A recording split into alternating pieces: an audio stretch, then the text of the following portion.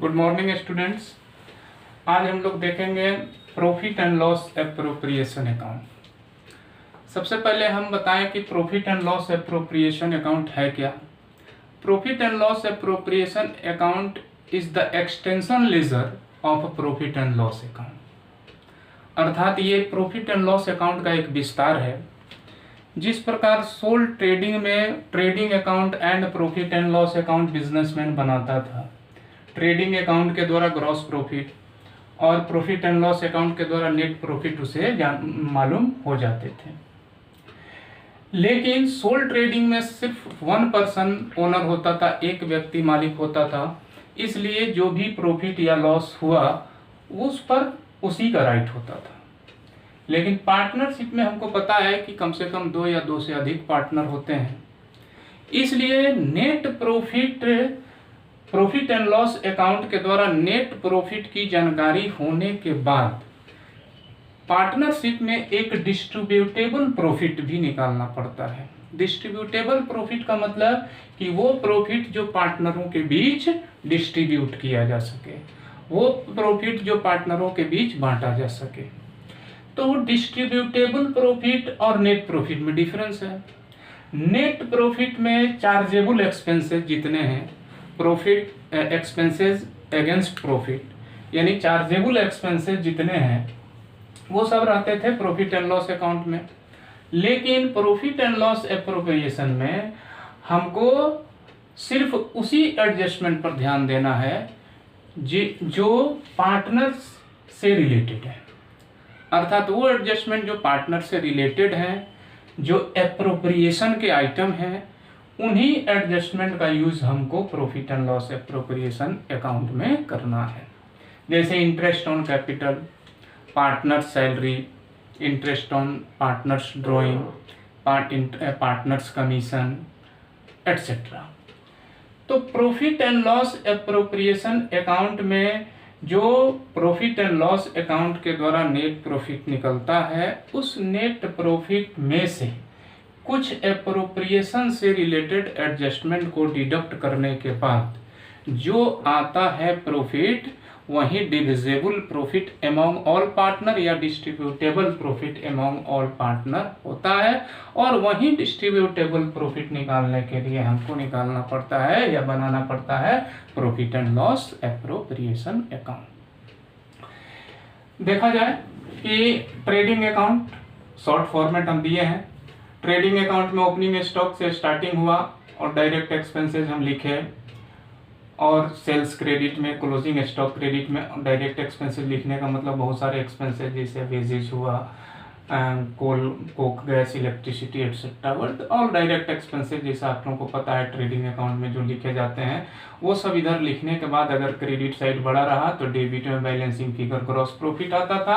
अगर debit side ज़्यादा रहा और क्रेडिट में बैलेंसिंग फिगर आता था तो ग्रॉस लॉस आता था। अब यही ग्रॉस प्रॉफिट अगले स्टेप में, यहाँ से हमारा प्रॉफिट एंड लॉस अकाउंट शुरू हो जाता था। ये एक ही मेन होता था फॉर्मेट, लेकिन बीच में हाफ क्लोजिंग हुआ है। तो ये आपका सेकेंड पार्ट में यही ग्रॉस प्रॉफिट ट्रांसफर होके आया, और फिर इधर मान लो कि ग्रॉस लॉस है तो वही ग्रॉस लॉस इधर आया। अब इसके बाद इनडायरेक्ट एक्सपेंसेस जैसे सैलरी हुआ, रेंट एंड टैक्स हुआ, प्रिंटिंग एंड स्टेशनरी, बहुत सारे आइटम्स हैं। उसको लिखने के बाद हम लोगों को पता होता है अगर क्रेडिट बड़ा है, डेबिट छोटा है तो नेट प्रॉफिट, अगर डेबिट बड़ा है तो नेट लॉस। यहाँ पर ये लेजर हमारा क्लोज हो गया। हमने क्या बताया था आप लोगों को कि ये profit and loss appropriation account extension ledger है प्रॉफिट एंड लॉस का। ये सेपरेट बनता है और सोल ट्रेडिंग में नहीं बनता है, पार्टनरशिप में बनता है।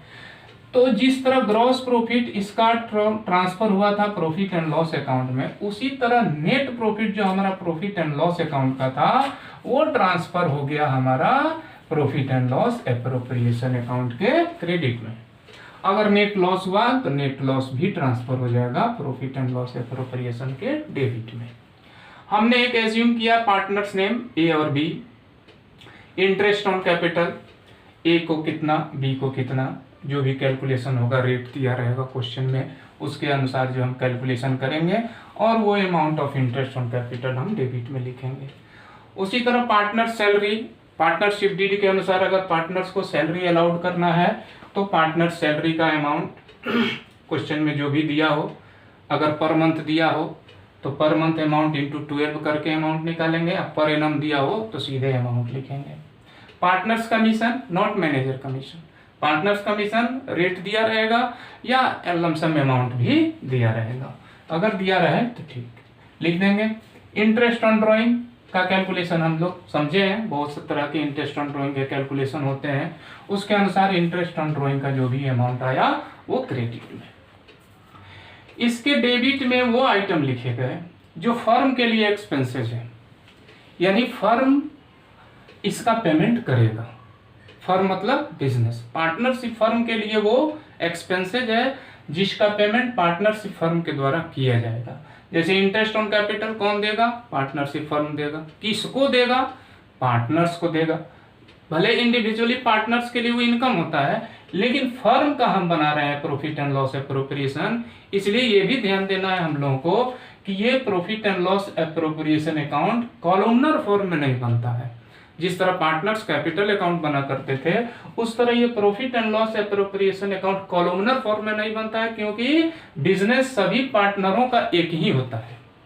इसलिए profit and loss appropriation account एक फॉर्मेट होता है, एक पार्टिकुलर का, एक डेबिट में अमाउंट, फिर पार्टिकुलर क्रेडिट में अमाउंट। यानी अमाउंट का कॉलम जो है कॉलमनर फॉर्म में नहीं हुआ, ABC के लिए अलग नहीं होता है, फर्म के लिए बनता है। तो हम बता रहे थे आप लोगों को कि इंटरेस्ट ऑन कैपिटल फर्म देगा, इसलिए उसको लिए एक्सपेंसेज या डेबिट में। पार्टनर सैलरी भी, पार्टनरों को सैलरी कौन देगा? फर्म की तरफ से दिया जाएगा, वो भी डेबिट में। इंटरेस्ट ऑन ड्रॉइंग फर्म को मिलेगा, तो फर्म को मिलेगा तो जो इनकम होता है फर्म के लिए वो क्रेडिट में डाला जाएगा। तो इंटरेस्ट ऑन ड्रॉइंग पार्टनर्स देंगे, लेकिन मिलेगा किसको? फर्म को मिलेगा, इसलिए वो क्रेडिट में लिखा जाएगा। ये जो एडजस्टमेंट आप लोगों को यहाँ दिखाया गया वो मैक्सिमम एडजस्टमेंट होते हैं। किसी एक क्वेश्चन में कोई जरूरी नहीं कि सारे के सारे एडजस्टमेंट मिल जाए, ये गारंटी है कि नहीं मिलेगा। क्यों? क्योंकि या तो क्रेडिट साइड बड़ा होगा तो डेबिट में प्रॉफिट आएगा, अगर डेबिट बड़ा हुआ तो क्रेडिट में लॉस आएगा, यानी दोनों आइटम तो हो ही नहीं सकता, प्रॉफिट भी आए लॉस भी आए। इसलिए हम बोल रहे हैं कि सब तो आइटम मिलता नहीं है, बहुत सारे क्वेश्चन में आपको एक दो एडजस्टमेंट नहीं भी मिलेंगे, कोई ना कोई एडजस्टमेंट हो सकता है कि आपको किसी अन्य क्वेश्चन में रहे, दूसरे क्वेश्चन में आपको नहीं रहे। इसलिए फॉर्मेट में जो भी बताया जाता है आप लोगों को वो मैक्सिमम आइटम बताए, तो ये मैक्सिमम आइटम है हमारे। और इसी आधार पर जब हम इसका कैलकुलेशन कर लेंगे तो यहाँ बैलेंसिंग करेंगे, और ये बैलेंसिंग जो भी आया, सपोज दैट इधर का अमाउंट आ रहा है 20,000 और इधर का सब अमाउंट मान लिया जाए कि ये 5,000 है और इधर जो है 10,000 है, तो ये बैलेंसिंग कितना आ गया? 5,000। अब ये 5,000 पूरे फर्म का प्रॉफिट आया। अब हम इंडिविजुअली पार्टनर्स को बांटने के लिए इनर कॉलम में उसका अमाउंट यूज करना होगा। अब ये जो है डिस्ट्रीब्यूटेबल प्रॉफिट है, पूरे बिजनेस का प्रॉफिट है, इसमें पार्टनरों के बीच डिस्ट्रीब्यूट करना होगा। तो किस रेशियो में डिस्ट्रीब्यूट करना होगा ये अकॉर्डिंग टू क्वेश्चन हमको देखना होगा। अगर क्वेश्चन में रेशियो दिया हो तो उस एग्रीड रेशियो में ये फुल अमाउंट या प्रॉफिट के अमाउंट डिस्ट्रीब्यूट होंगे पार्टनरों के बीच, और अगर नहीं दिया हो तो इंडियन पार्टनरशिप एक्ट के नियम के अनुसार इक्वली डिस्ट्रीब्यूट होगा सभी पार्टनरों के बीच। हमको प्रॉफिट एंड लॉस एप्रोप्रिएशन बनाते समय एक दो एडजस्टमेंट के बारे में हम फोकस कर रहे हैं आप लोगों के सामने। इंटरेस्ट ऑन पार्टनर्स लोन, हम अभी बताए थे कि इसमें पार्टनर से रिलेटेड रिकॉर्ड को लिखा जाता है, पार्टनर से रिलेटेड एडजस्टमेंट को लिखा जाता है, लेकिन interest on partners loan PL appropriation का आइटम्स नहीं है, क्योंकि interest on partners loan charge against profit है। मीन्स प्रॉफिट हो या ना हो फर्म को इंटरेस्ट ऑन पार्टनर्स लोन देना है, इसलिए इंटरेस्ट ऑन पार्टनर्स लोन का रियल प्लेस जो है वो प्रॉफिट एंड लॉस अकाउंट होता है, इसलिए वो डेबिट में लिखा जाएगा प्रॉफिट एंड लॉस अकाउंट के। Interest on partners loan PL appropriation में नहीं लिखना है। उसके बाद मैनेजर सैलरी या मैनेजर कमीशन, तो मैनेजर कमीशन भी पीएल अप्रोप्रिएशन का आइटम्स नहीं है, प्रॉफिट एंड लॉस का आइटम्स है, इसलिए वो प्रॉफिट एंड लॉस के डेबिट में लिखना होगा। यानी हमको उसके लिए ये दो एडजस्टमेंट मिल जाए तो छोटा सा एक प्रॉफिट एंड लॉस अकाउंट हमको बनाना होगा और उसको डेबिट में लिख करके जो बैलेंसिंग आएगा वही नेट प्रॉफिट हमको यहाँ लाना है। एक और आइटम्स है रेंट पेबल टू पार्टनर, यानी पार्टनर को जो रेंट दिया जाना है, तो रेंट पेबल टू पार्टनर भी चार्ज अगेंस्ट प्रॉफिट है, वो भी प्रॉफिट एंड लॉस में लिखा जाएगा, प्रॉफिट एंड लॉस एप्रोप्रिएशन में नहीं लिखना है। डेप्रिसिएशन तो हमको पता है कि ये पीएल का ही चीज है, प्रॉफिट एंड लॉस का ही चीज है। एक और आइटम है डेप्रिसिएशन के बाद, हाँ, मैनेजर कमीशन से मिलता जुलता पार्टनर कमीशन। तो पार्टनर कमीशन तो हम आप लोगों को दिखाए हैं कि ये प्रॉफिट एंड लॉस एप्रोप्रिएशन में रहता है। वो बिफोर चार्जिंग सच कमीशन भी लिखा हुआ हो सकता है, अमाउंट भी लिखा हुआ हो सकता है, आफ्टर चार्जिंग सच कमीशन भी लिखा हुआ हो सकता है। अब ये प्रॉफिट एंड लॉस एप्रोप्रिएशन को एक्सप्लेन करने के लिए एक छोटा सा एग्जाम्पल हम ले करके इसको एक्सप्लेन करेंगे, जो आपको नेक्स्ट क्लास में हम आपको बताते हैं। तब तक के लिए थैंक यू।